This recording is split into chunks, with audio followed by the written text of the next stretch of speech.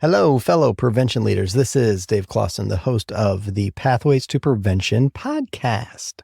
Strap in for a mind-bending journey into the depths of addiction therapy with our guest, Christopher Smith, a seasoned trailblazer in the realm of addiction treatment. Christopher has spent over 20 years confronting and combating the pervasive challenges of substance addiction, particularly with cannabis. And in this episode, we're going to dismantle common misperceptions surrounding addiction, navigate its intricate landscapes, and peer into the groundbreaking approaches that are reshaping its therapeutic remedies. Christopher will introduce us to his unique method, which pivots the focus from the substance to the individual, fundamentally transforming the success rate of treatment. This episode is all about breaking chains, forging new paths, and illuminating the human potential for recovery. Ready to dive in? Let's go. The vision: a world where all people live free of the burden of drug abuse. This is the Drug Free America Foundation's Pathway to Prevention podcast, where we are committed to developing strategies that prevent drug use and promote sustained recovery.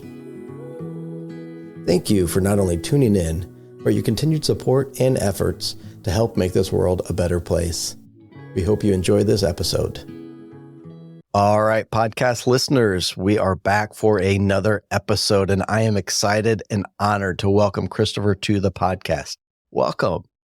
Thank you. Thank you so much, Dave, and thank you for having me. I'm excited to talk to you and the audience. Yes, indeed. I'm excited to learn more about you and about the work that you do. And to start off, would you give us a little preview, a little highlight as to kind of where you're at in this world and a little bit about the work you do? Sure, absolutely. Located in Denmark, so that's a long way from the US. It's kind of in the middle of Europe, and that's where I go on about my living. But speaking of the work that I do, I'm working as a counselor, a therapist. Been doing that for 20 years now. And on the side, so to speak, I'm educating other counselors. And at this point, I don't know, stop counting, but plus 600 educated in Denmark. We work with cognitive therapy. We focus on cannabis addiction. So we have this special model, you could say, to help people out of their addiction. And then I guess a third thing I would add to the work that I do is, talking to you this moment and kind of letting people who are interested know about what's going on in Denmark, what's going on in Europe, and talking to people around me here, my network, of course, what's going on in the US, because you're kind of in many sense, a big brother, but also when it comes to legalization and experiences down that road. I'm already taking notes on different topics or questions I'd love to dive into. But it's always fun to hear my guest's sort of origin story. Like, what led you to your current role? Right. It wasn't a straightforward road, that's for sure. I started working with the finances, and that was my main subject of study. And I had this idea that I would just, change the world in terms of finances. And, I was keen to the dream of, making a lot of money. And and by coincidence, I took a break from my study. I needed some fresh air, some change. And it turned out to be quite a long break, and I needed something to do. So a friend of mine told me that there was a job opportunity as a, not a therapist or a counselor, but, this place needed an adult that could have good conversations with adolescents, with young people, and not especially on the subject of substances or addiction, but just talk with an adult. And as you say, the rest is history, because I instantly fall in love with the conversation with young people being in a difficult situation at that point in life. And it made me realize two things: that I enjoyed it really well, and I was thrilled about talking with these young kids, and it worked really well. It's fair to say that at least that was the feedback. I was pretty good at it. So, I went back to my studies and finished that, and immediately turned back to the job position, and been in it ever since. Mm-hmm. I love it. I'm already seeing so many similarities in that. I love a good conversation. And I'd shared before we hit record that was the motivational interviewing cop on a college campus, because Right. I saw the power, the impact you could have in somebody's life with just slowing down and having a conversation with them. And I'm a fan of conversation methods. And yes, I love it. I'm already getting fired up and excited about our conversation we're going to have here today as well. Before we get into some of those notes that I've already taken, what is going on in Europe when it comes to prevention and treatment? Yeah, so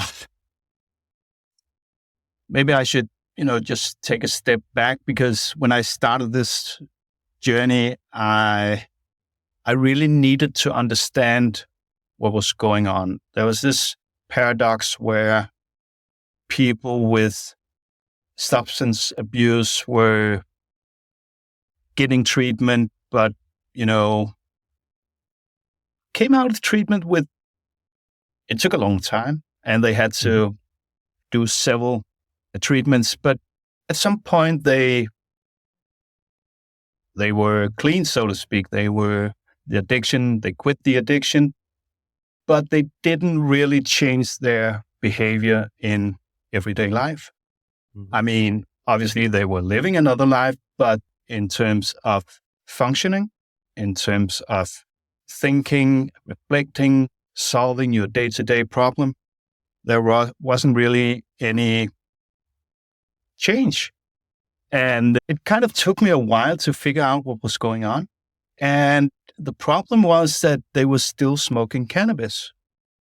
So they quit heroin or meth or whatever they were using, alcohol at that point, but they were still smoking cannabis.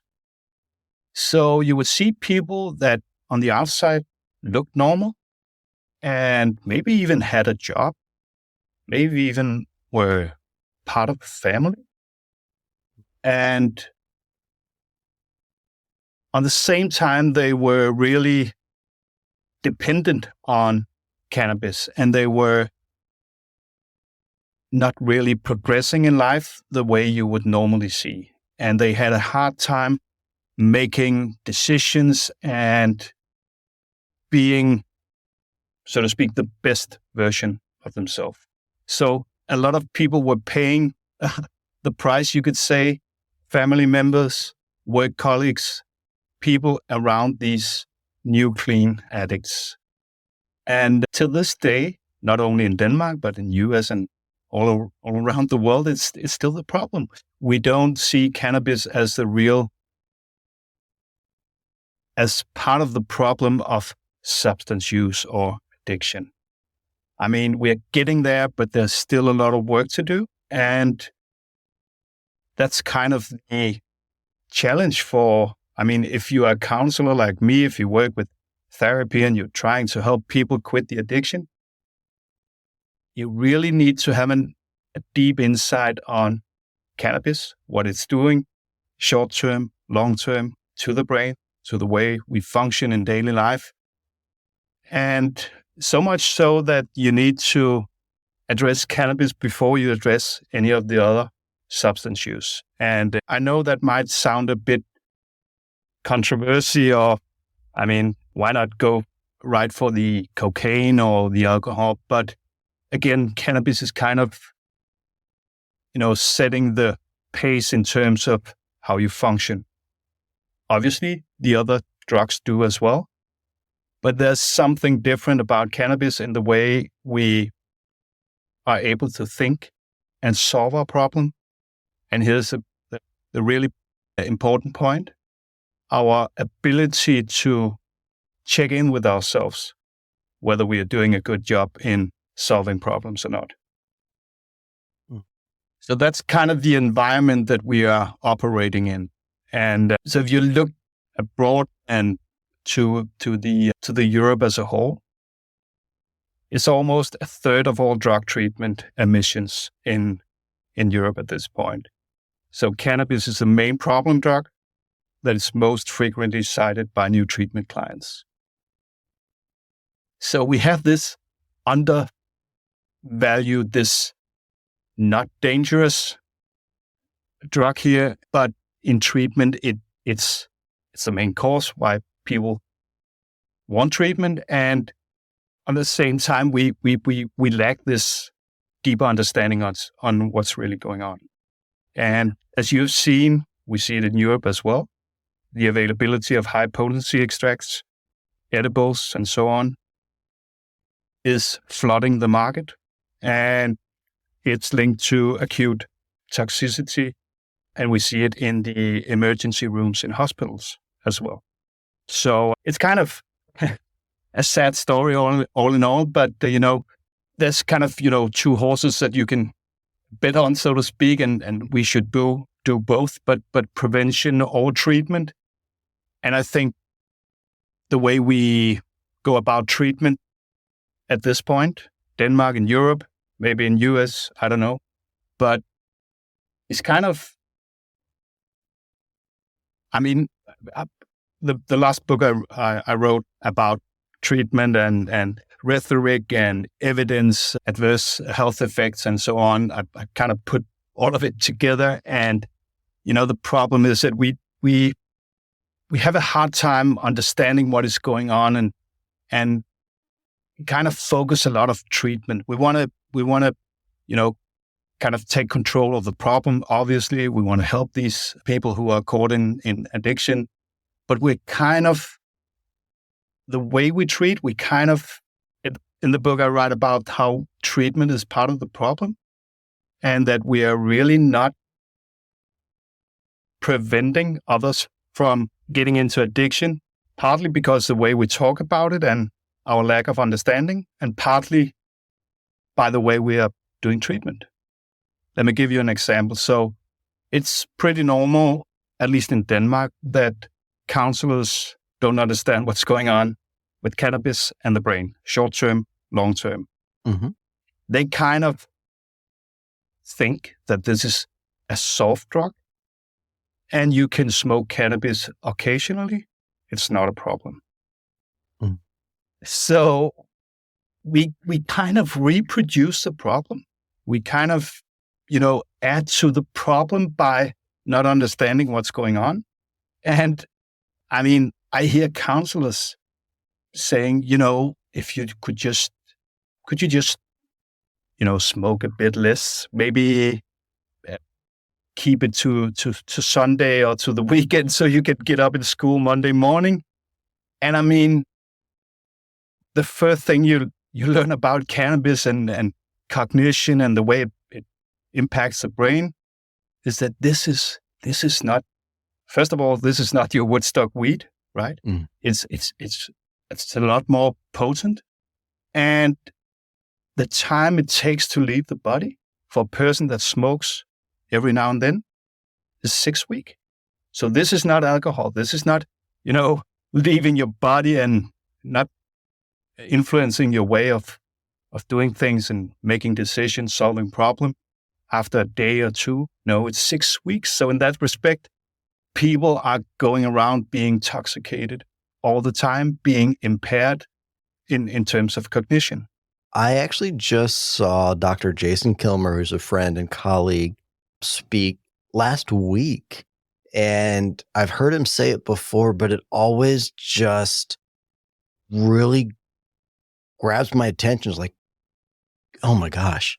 And that he uses the research to show that many of the reasons, self-reported reasons for cannabis use that folks are saying are also the symptoms of cannabis withdrawal. Uh-huh.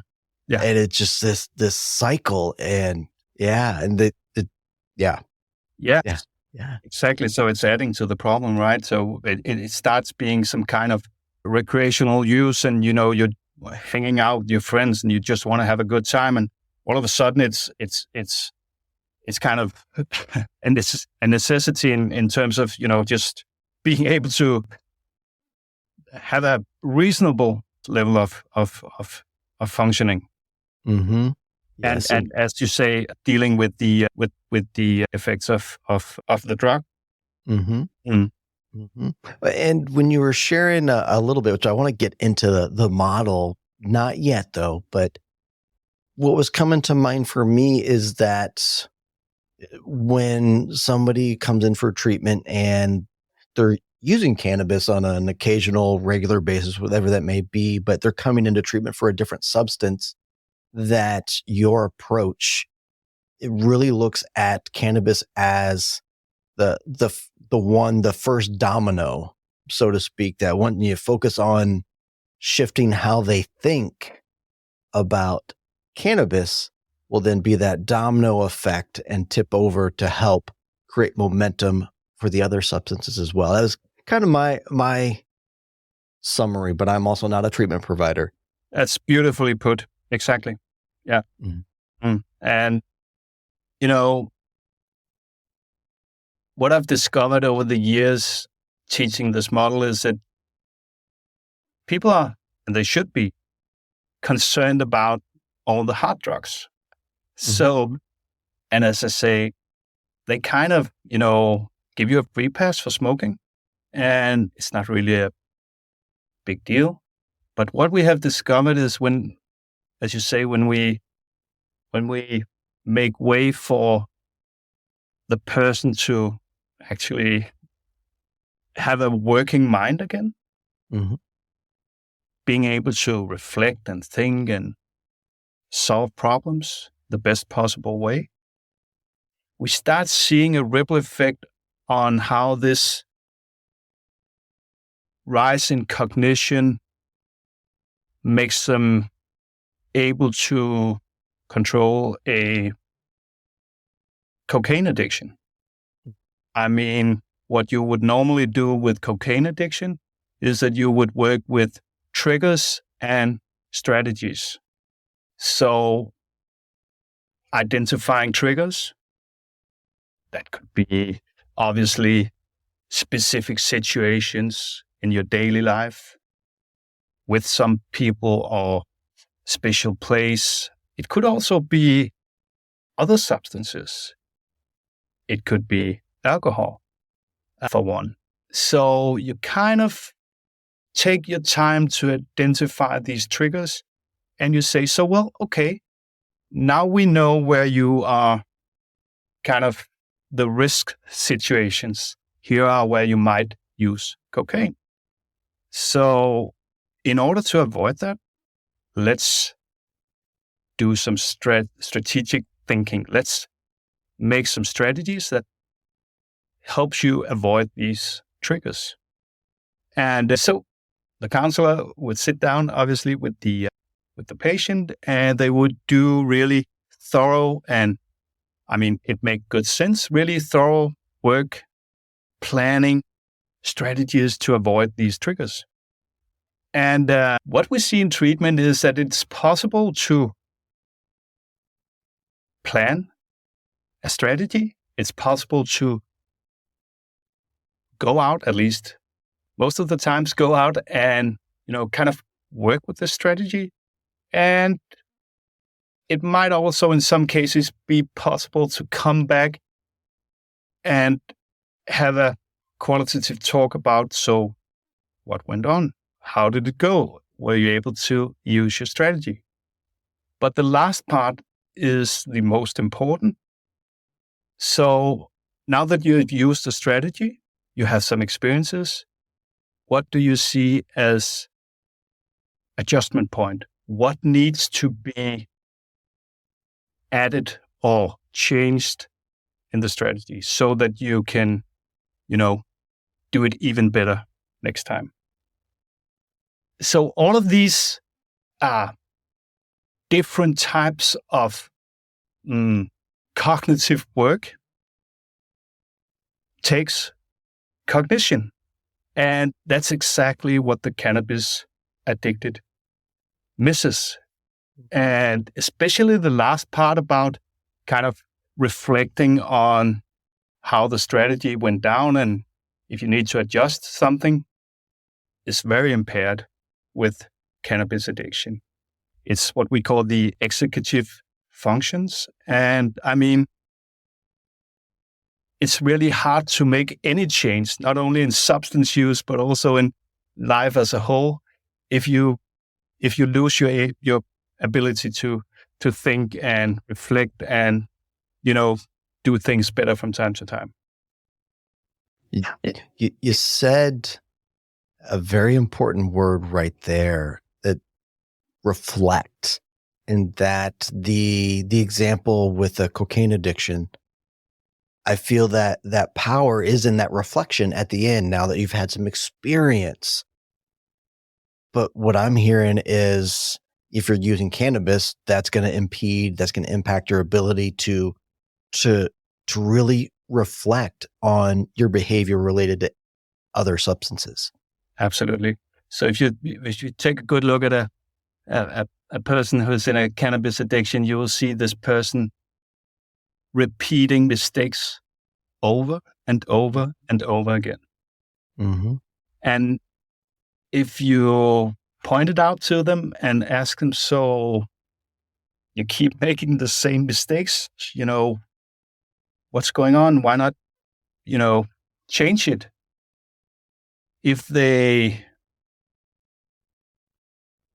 I was just about to say they're honest. That's not, and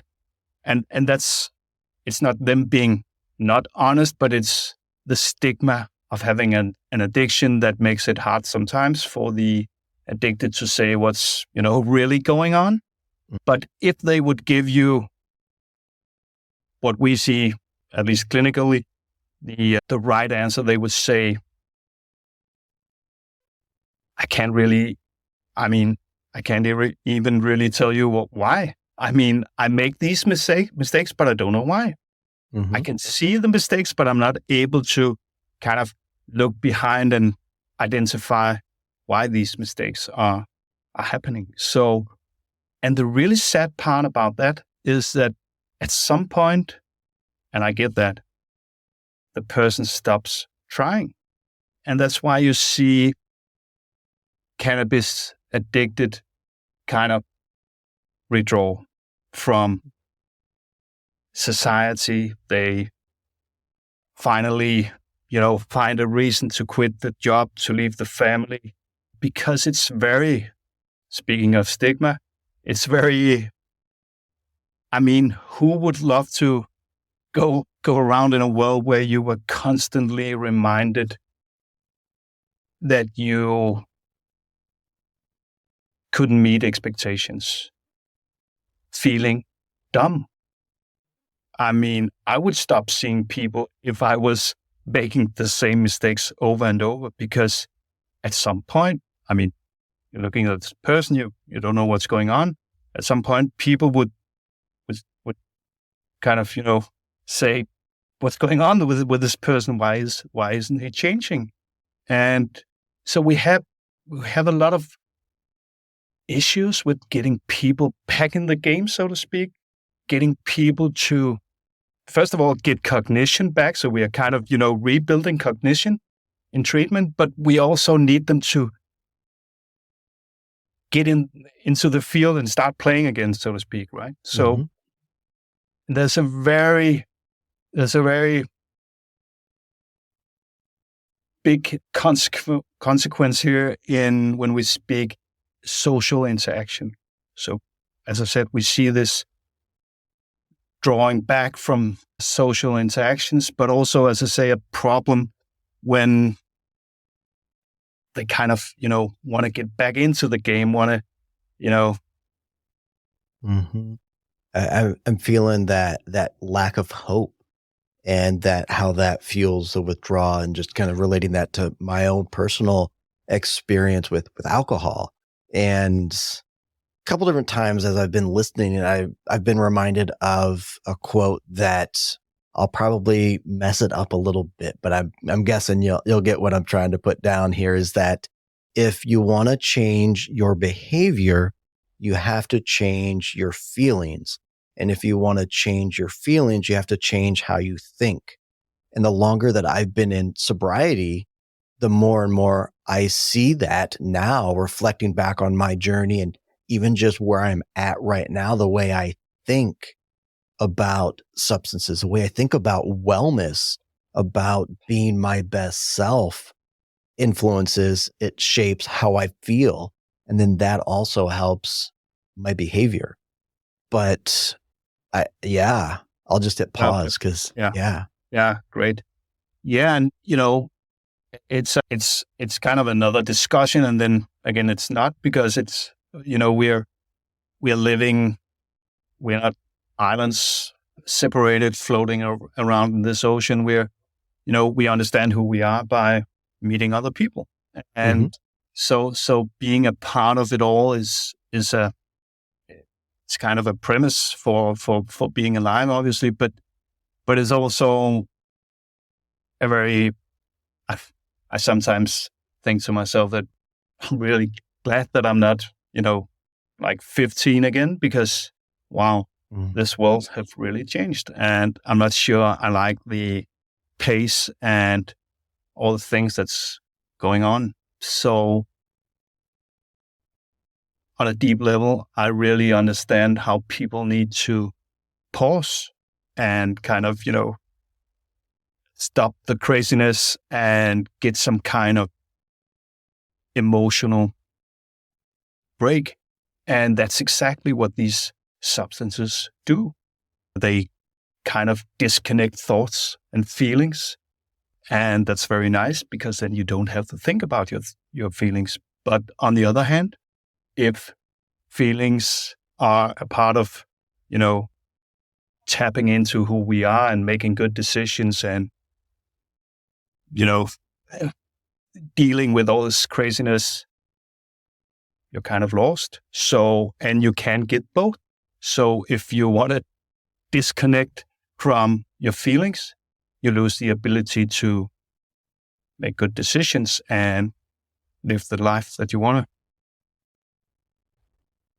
I keep taking us off on tangents, but as I look here on my desk, my new journal prompts really are intended for me to sit with my feelings more.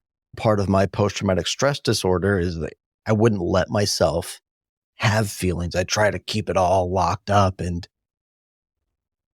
never spent time allowing myself to feel, let alone understand and processing them. And so my journal prompts, as I hold up my notepad here and read them, it's that I have to answer these questions. I feel ... I need ... I celebrate, and I release. Yeah. Just that the ability for folks to be able to in a healthy manner sit with their emotions. Yeah. It's hard. I mean, at this point in time, it's probably the hardest thing. And if it's kind of self-inflicted, right? Because the way we're living our lives. And I'm really saddened by the state of the minds. I mean, you probably heard it as well, but I hear it all the time when I'm talking to politicians and other lawmakers and policymakers and so on.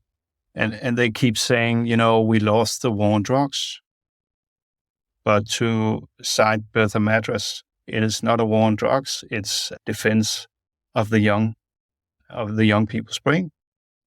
And so it's very, sometimes it's very frustrating, understanding kind of the premise for being and adolescent today. And on the other side, I mean, it's a good thing to help them with, through treatment, but it's kind of the end station of life where they haven't got control, at least that how they feel from time to time over, their situation, their future, their feelings. And they kind of, at least some of them, end up in my chair, right? And having to do treatment. And you mentioned trauma. So there's this Canadian physician, Gabor Mate, who says, it's not why the addiction, it's why the pain. And I'm seeing that treatment, and rightly so, is getting more trauma informed these years. And it should be, because when you see the addiction, it's the top of the iceberg, right? There's something underneath it's not the addiction or the substance use that's a problem. It's the way that this person tried to deal with the problems. Mm-hmm. So it's not why the addiction, it's what happened to you. So what make you, it's not a choice really, but what make you choose cannabis, for instance?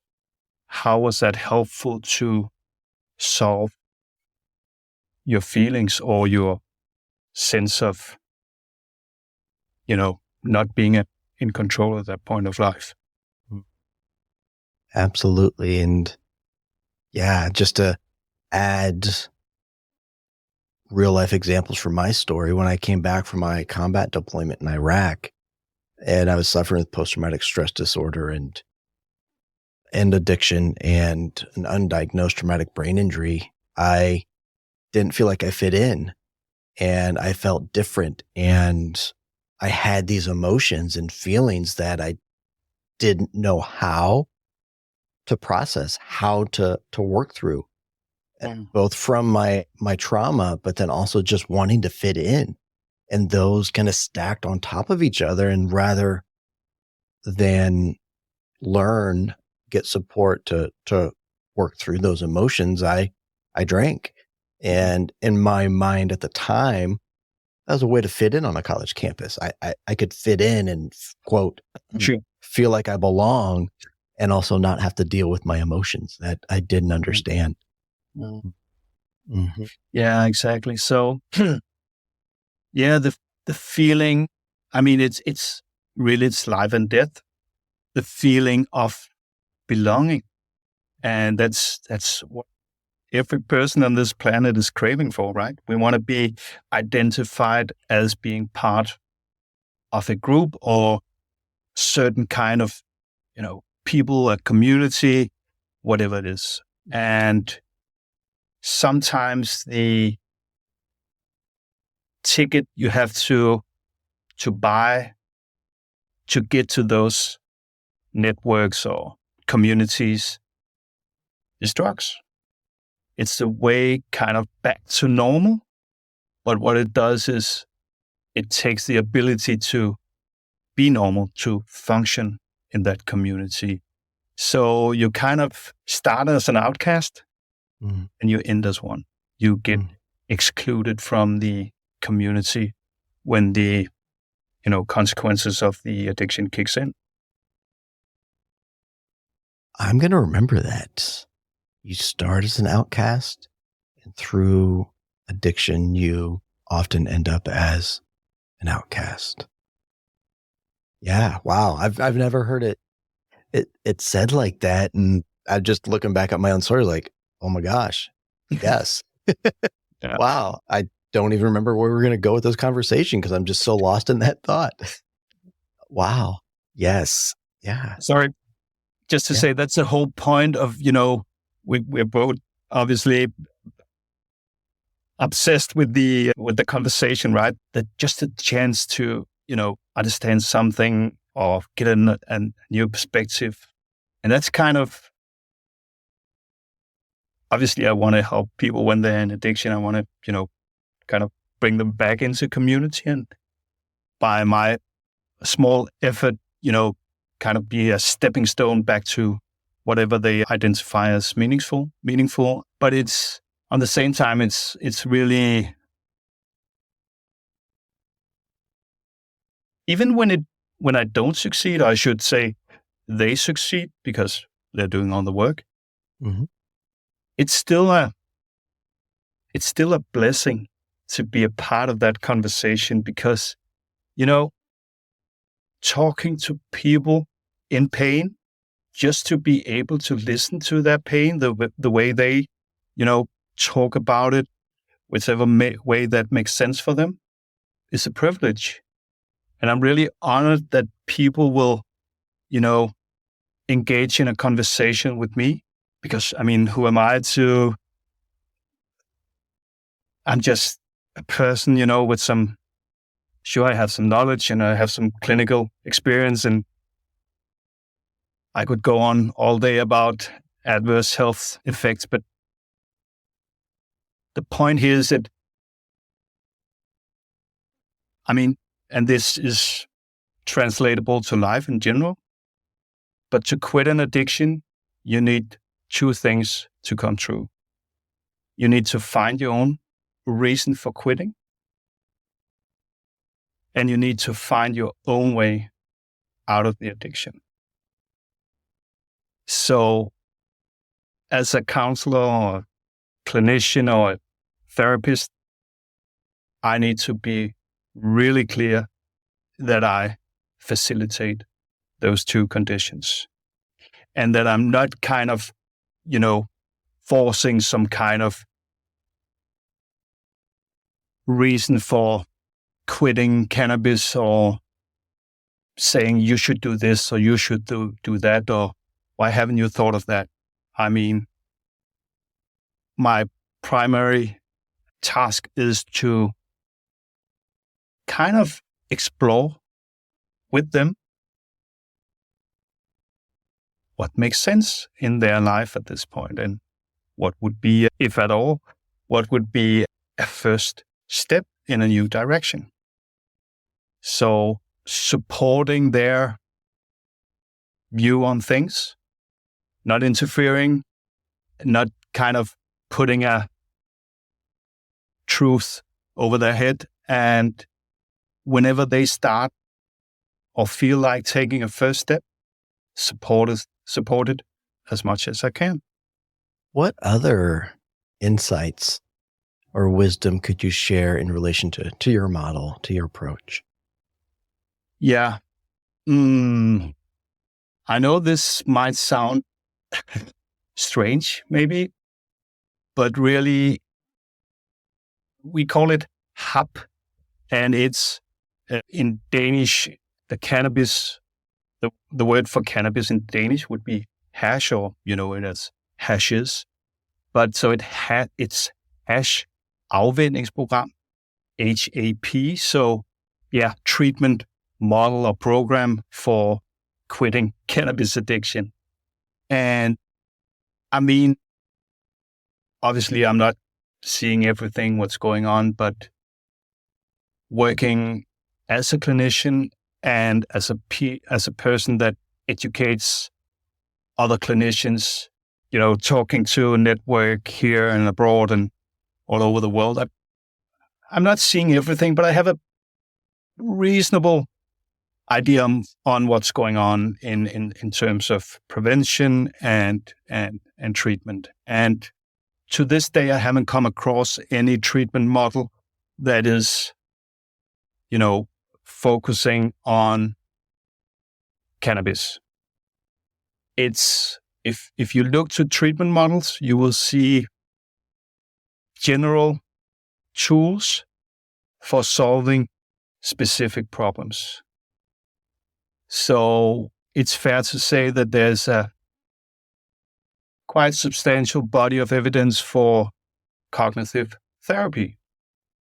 I know it's still a discussion point, but it seems to work pretty good overall. Not for all problems, of course, but overall.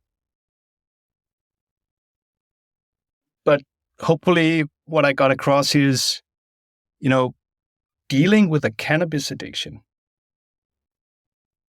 is kind of another ballgame. So you can't just, if the only thing you got in your toolbox is a hammer, everything looks like a nail. And as I mentioned in the beginning, I was fascinated by seeing people quitting 20 years of heroin addiction. And I was really impressed. But the really sad message, as I say, was there weren't really any functional difference. So this model specific looks to what are the conditions when you're in a cannabis addiction. And there's kind of this, we normally say that you get an education in cannabis. There's some things we need to learn the user about what is really going on when you use cannabis. And I haven't seen any model out there addressing it in the same way. And that's probably why pretty much treatment doesn't work. In the latest book, I deconstruct the kind of the guideline in Denmark, how you need to do treatment if you want to be successful, if you want to help addicts quit their addiction. And it's working really bad. Half of the time, we're not helping people. And the half that is not helped, so every other person drops out of treatment before treatment is concluded. And I'm pretty sure it's due to our lack of understanding the problem. And on that note on efficiency of treatment, when we look into the half that is actually helped, they're not really helped.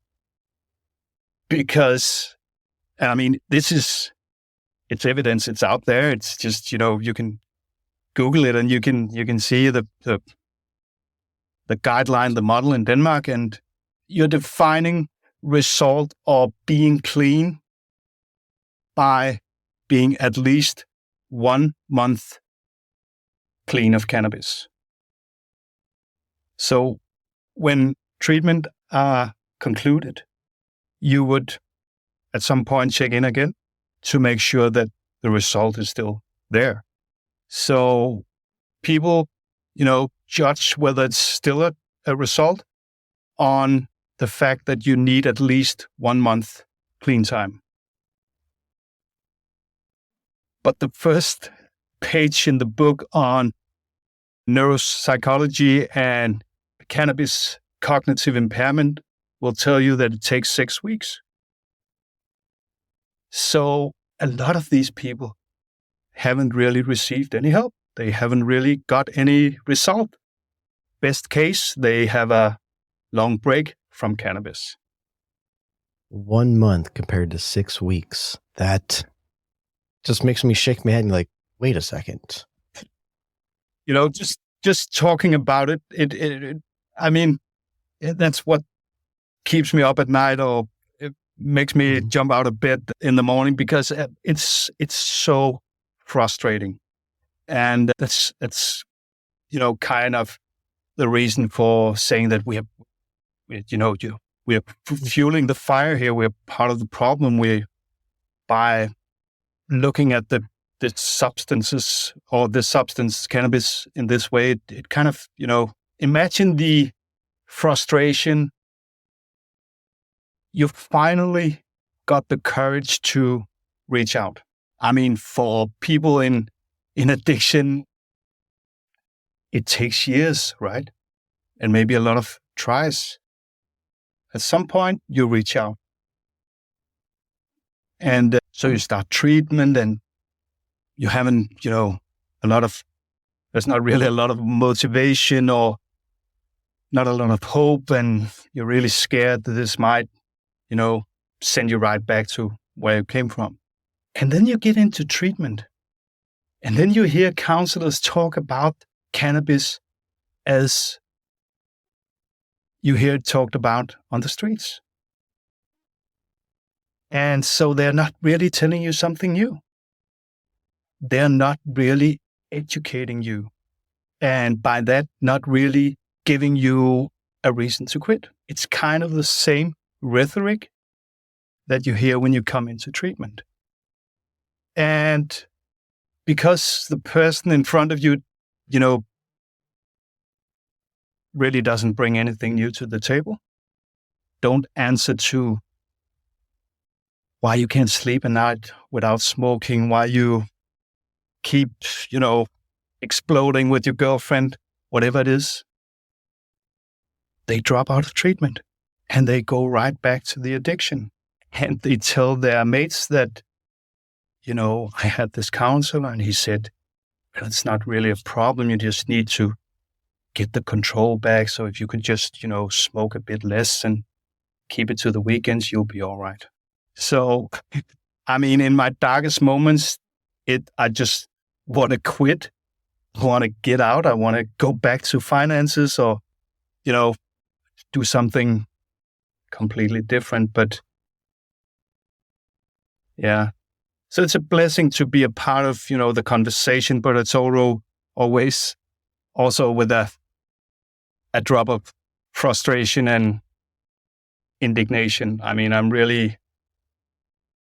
I'm fired up about the way we say that we want to help these people, but we don't really help them.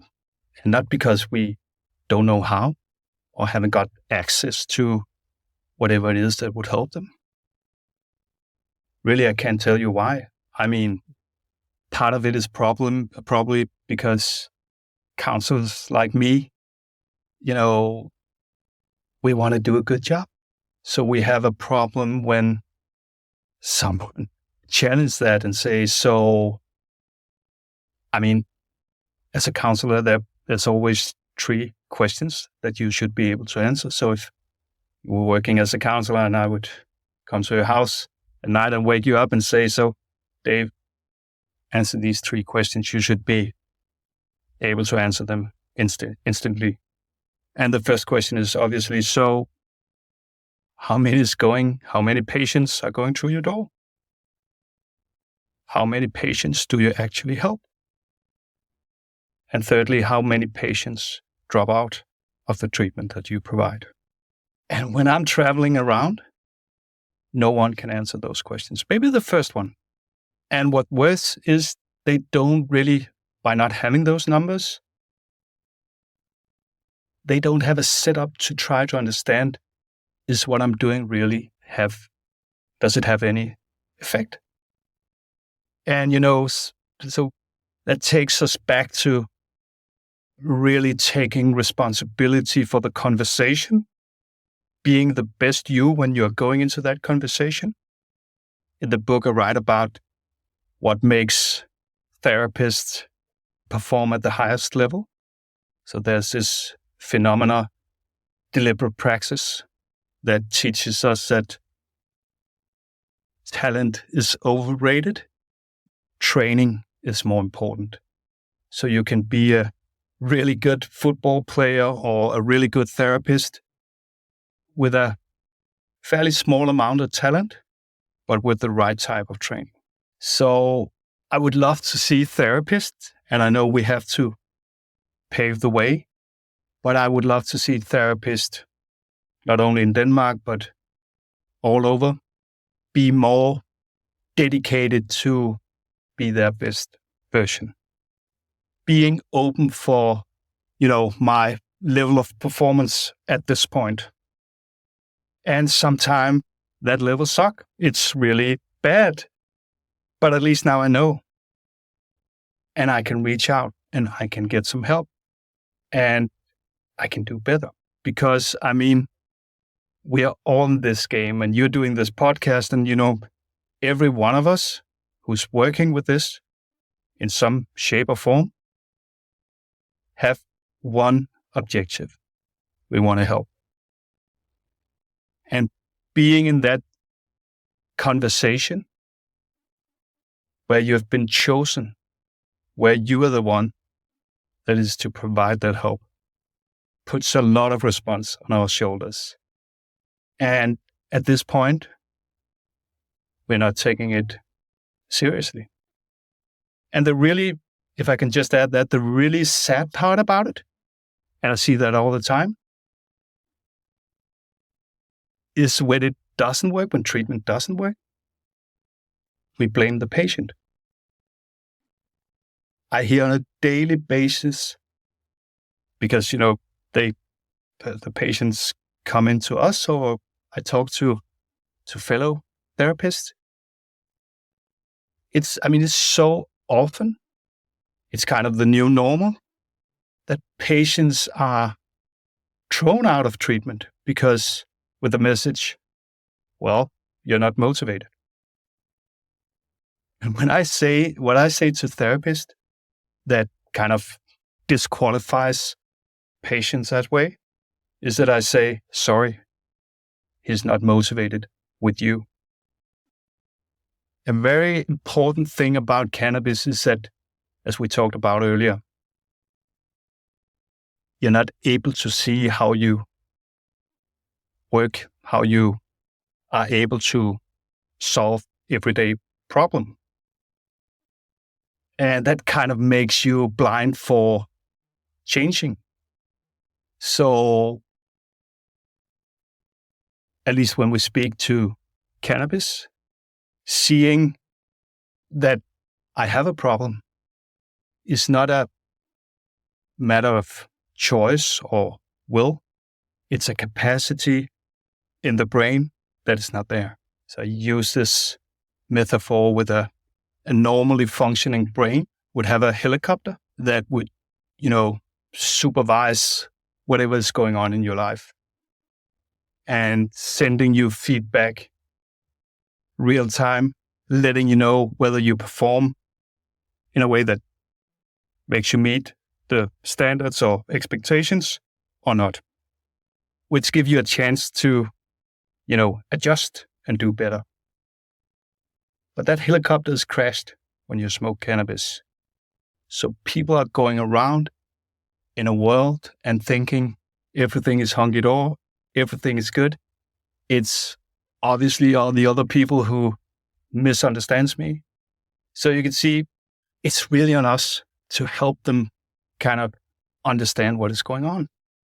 And my experience with working this way is the minute they see how their ability to understand what's really the problem and why they were in that prison, so to speak, two things happen. They immediately start reducing and they say, so this is why my life doesn't function. How can I, what can we do? How can I get back to a normal life where things are functioning again? And that's kind of the treatment model. We have this part where we educate them, and we have this part where we sort of help them make the transition back to the community. So it's partly, there's a physical focus, and there's a mental focus, and there's a social focus where we want to integrate them back into the community after treatment. When you're talking about the therapists and having that mindset of continued growth, continued learning, wanting to be your best, I had a couple things come to mind. One being, this might age me a little bit, but here in the U.S., Michael Jordan, basketball player, even Michael Jordan had a coach to help him improve his game. And he practiced. And he needed a coach. And the other thought that I had too actually comes from my father. A piece of wisdom that he shared with me is that, you might hear, oh, you need to lead by example. But he told me, throw that thought out the window, because it's one thing to show up to work, put on your uniform, put on your hat, and check the box and, quote, do what you're supposed to do. But if you want to lead by example, you need to live by example, that authenticity. And that's what will inspire folks to follow you. And I was kind of relating that to how you're talking about therapists, and we or therapists need to live by example, not necessarily be perfect, but model those healthy behaviors, those norms, that continued learning, get educated, ask for help, learn to grow, all of those positive norms. We need to model those as well. Exactly. Well put. I normally say that, we are a role model, and what defines whether you are qualified as a role model or not is how you behave when nobody is looking. And the power of a role model, being a new father, my wife and I kind of joke, she teases me a little bit that pretty soon I'm going to have to start eating my vegetables because I want to be a good role model for our daughter. It's like, oh goodness. Yeah. We've been chatting for some time now, and want to kind of start to close out this wonderful conversation. We could chat for hours and hours on end, I can tell, but want to ask two remaining questions for you. Sure. One being, how can our listeners get connected with you or stay up to date or even get your books? Right. So, the first book I wrote back in 2013. It was a book on parenting, and to the point on helping your son or daughter quitting the cannabis addiction. I'm glad to say that it's translated into English, so it's accessible. It's called Teens Using Cannabis, a guide for concerned parents. And I would really, at this point, my webpage isn't on English, but you could find your way around and contact me, and I could send you the book. It's not a problem. I do that all the time. And so that would be one resource. And it's just a note on that. So till this day, I have to, sometimes I can't believe it's true, but what we discovered with that book was that it was possible to help people out of addiction without even talking to them. The only intervention was talking to the parents. Mm-hmm. So it tells you how much, obviously, influence parents have, not only on adolescents, but also pretty grown-up people. In their mid-20s or whatever. So it's a how-to book, and it takes you through the different phases on what's going on if you have a teenage kid at home, and based on, sadly, but real praxis, real evidence, what not to do, and then, of course, what to do instead. So that would be a resource for parents or just people who want to, dive into, maybe you're in a relationship with someone with a cannabis addiction and you want to understand how to, be the best kind of help you could be. The other book is, and I'm sorry for the title, but it's a big ocean out there, and I want to make a dent in the universe. So the book is called The Most Important Book You Ever Read About Cannabis. It's a bit big, I know, but really it's kind of 20 years of clinical experience and what I've seen and heard with nearly daily conversations with cannabis users over the years. I just kind of, empty my head into the paper in front of me, and that became the book. And what's really interesting about the book is it takes you around, all that we have been talking about here, and it provides the treatment model. And there's on top of that, the, you know, guided praxis if you want to perform like the top 10% therapist. I kind of lay out the model there. So there's a model of, quitting cannabis addiction. And in addition to that, the model on how to be I think they are called super shrinks, the therapists that really, really do a difference. So that would be two resources. And as we talked about before we went on the podcast here, this is my debut. So thank you, Dave, for having me. I mean, I hope in the future I can, look back on a lot of podcasts like this. I find it very inspiring. And again, thank you very much for having me. I may have already made a mental note of 2 of our past episodes to send you that I think you might find interesting. Awesome. Please do. Thanks. My last question, if you're ready for it. Let's go. All right. If you were to tell our listeners, if you're going to remember one thing from this episode, remember this, what would that be? That's a very good question. You can take as much time as you need. I know it's a big one. Yeah, it is. It is. Wow. Honestly, I feel that there was a lot of things that you said that were really profound and I mean, gold nuggets.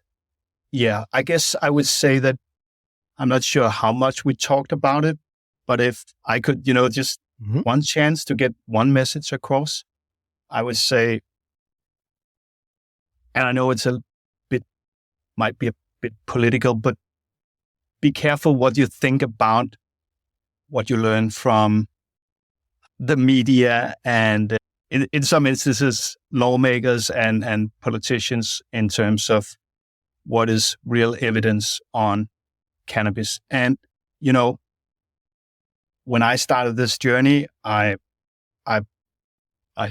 guess I did as many people are doing today, parents and kids that want to know what is really going on with this substance. And so, Dr. Google, what's cannabis? And you get like, 50 million hits, right? And you can start sorting out.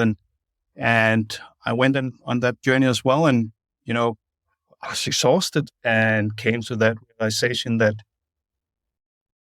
I haven't got the capacity to, and I would guess parents or kids don't either, but to kind of deconstruct all this information. So what I did was I reached out to, it could be Drug-Free America. It could be, in my case, I reached out to scientists and to people who really understood this on a deeper level. And I know reaching out to a scientist is not really within the possibilities of people just going about their life. I want to understand these complex things. But what you could do is, so whenever you hear something, look in your community, reach out to at least get a second opinion. And that's partly why I wrote the last book. I mean, it's filled up with evidence. And so you can disagree, but you're not disagreeing with me, you're disagreeing with science. So that's perfectly okay. But I mean, we need to have a reference point in this discussion, whether we talk prevention, treatment, legalization, decriminalization, we need to, kind of be on the same, at least starting page. So to boil that down, don't underestimate cannabis. I mean, it's, make sure that you reach out and get a second opinion about what's really going on. Because if you don't, you will be presented, and it's here in Denmark, but I feel it's very strong in the US, with a certain kind of narrative that this is not a problem. And it should be used actually because it's kind of a vitamin or, some kind of, it helps you with all your problems, when really it takes the ability to solve the problems in your life. I definitely put you on the spot with that question, but beautiful, beautiful wisdom. Beautiful wisdom. And with that, I want to take it back to actually my very first question when you shared that you wanted to change the world through finance. And I'll push back and say you are changing the world on a huge, big scale through all of those single individual conversations that you're having, that you are a part of. So thank you for changing the world and being who you are. It's been an honor, and I can't wait till our next conversation because it's been an absolute delight. Thank you very much, Dave. Thank you for the kind words. And, hearing it from a person who knows what's going on and is concerned with these problems, it makes all the difference. So thank you very much. It's really encouraging, and I promise you to push on and do some more work. Marvelous. Keep on keeping on, because prevention is better together. Exactly. Thank you.